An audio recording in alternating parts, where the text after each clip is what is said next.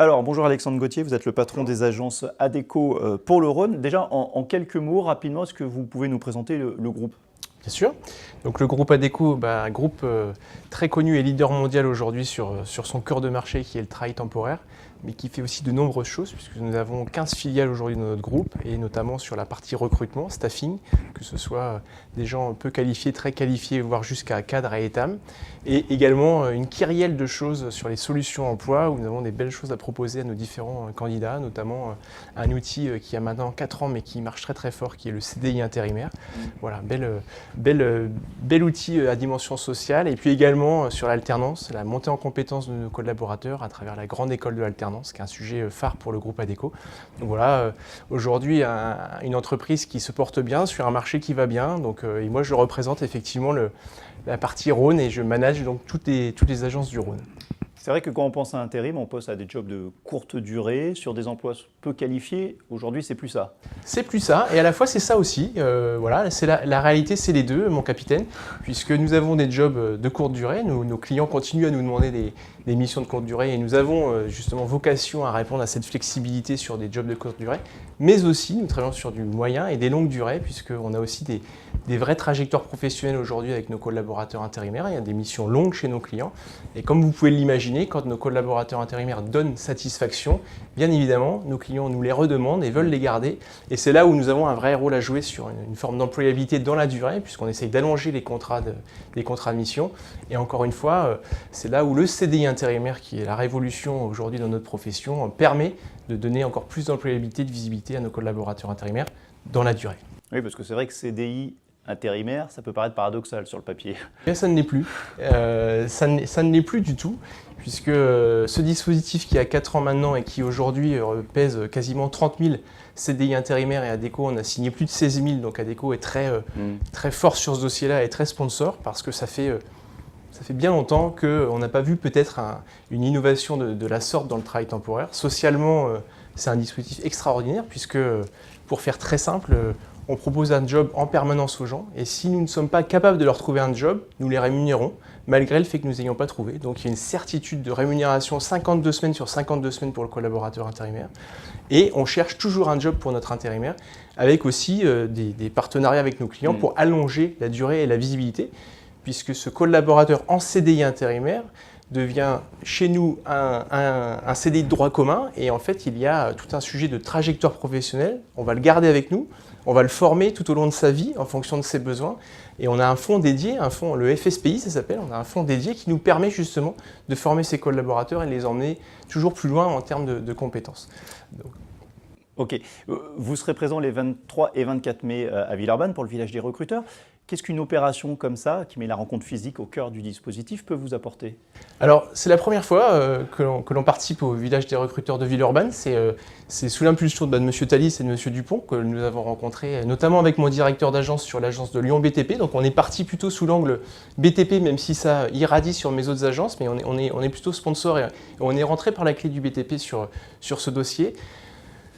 On va tester, on va regarder, mais pour faire très simple, Adecco, notre job, c'est de donner un emploi aux gens. Et donc, si je devais être très pratique ou très pragmatique, j'espère que nous allons pouvoir donner des emplois à de nombreuses personnes qui vont venir nous visiter sur notre stand, puisqu'on aura trois collaborateurs permanents pendant 2 jours sur notre stand.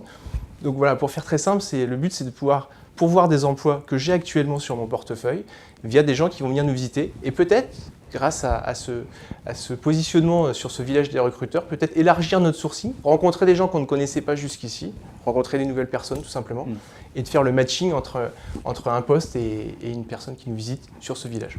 Pour que le matching soit bien fait, il faut que le profil corresponde. Quel type de profil en priorité vous recherchez? Alors aujourd'hui, on est généraliste, hein, donc c'est très éclectique. À l'heure où je vous parle, j'ai plus de 800 emplois pour voir sur le département du Rhône, sur toutes mes agences, puisqu'on a 19 agences chez Adecco sur le Rhône. Alors quel profil? Si je prends ne serait-ce que la clé d'entrée dont je vous parlais, la clé du BTP, aujourd'hui on cherche évidemment des gens qualifiés, des types maçons, des soudeurs, des électromécas, on a des profils qualifiés, mais aussi des gens moins qualifiés. On est aujourd'hui sur un marché de l'emploi qui se porte bien.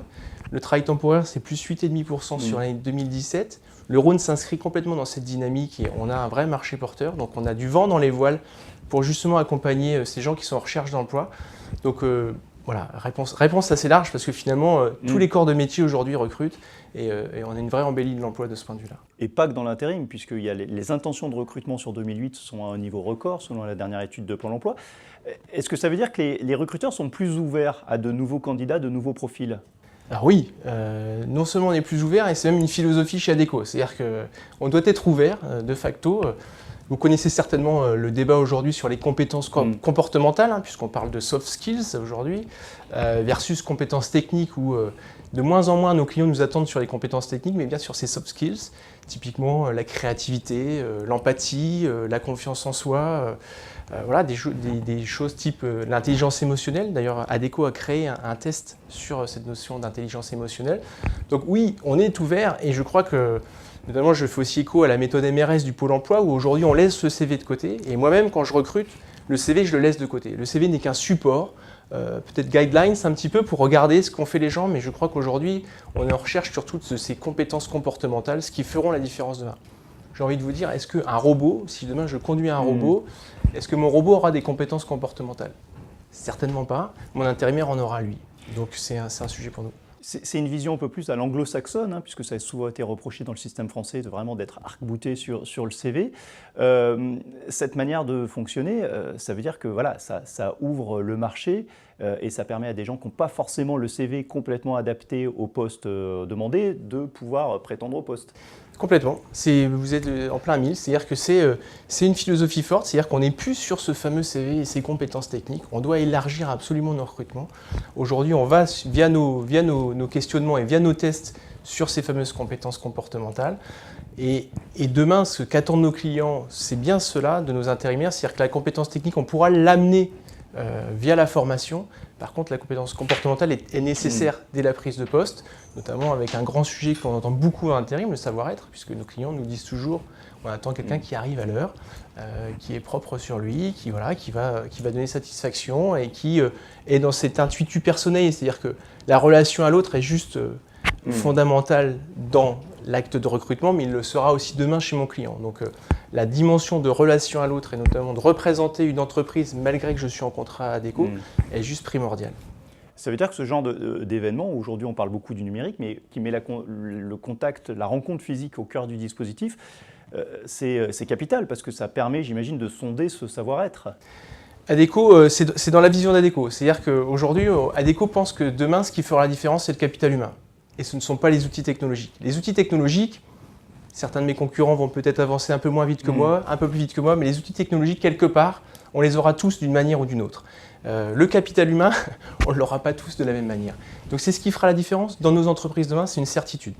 J'ai visité une entreprise la semaine dernière, dans un environnement ultra automatisé, mais vraiment très impressionnant, des robots partout, etc. Et à la fois, c'est une entreprise qui m'a passé 30 commandes, puisque aujourd'hui, ils sont en recherche de gens qui sont sur de la technicité maintenance préventive, par exemple, voilà, des agents de maintenance, ou plutôt des choses de type managérial, des chefs d'équipe. On va aller sur des postes qui sont différents par rapport à avant, mais et l'entreprise a beau être très automatisée, finalement, on a aussi une foison de recrutement en cours qui attendent des compétences spécifiques maintenant en fonction du métier. Pour le dire en deux mots très concrètement, est-ce qu'un candidat très motivé peut passer outre un CV qui n'est pas forcément adapté au poste? Bien évidemment. Non, mais c'est une certitude. Et je suis sincère. C'est bien évidemment. Et d'ailleurs, quand moi je recrute mes propres collaborateurs permanents, je vous dis, le CV, je le laisse de côté. Je regarde la personne que j'ai en face de moi, j'échange sur son parcours. Chaque candidat est singulier, il y a une singularité à travers chaque candidat. On veut mettre les gens dans des cases X, Y, Z. Ça a du sens par rapport d'un point de vue statistique. On a des générations qui effectivement vont faire ressortir plus ou moins des traits de caractère, mais chaque individu reste unique, avec une singularité. Et quand j'ai quelqu'un en face de moi pour recruter un collaborateur permanent, je m'intéresse à cet individu et je m'intéresse moins à son parcours académique, mais je m'intéresse à la personne que j'ai en face de moi et surtout à ces fameuses compétences qu'il devra déployer demain dans mon entreprise. D'autant qu'on recrute aussi pour des métiers qui mutent. Hein. Il y a des études qui disent que les métiers, la moitié ou le tiers des métiers de dans 10 ans n'existent pas aujourd'hui. Donc on cherche finalement plus des personnalités que des compétences qui de toute façon vont être amenées à évoluer.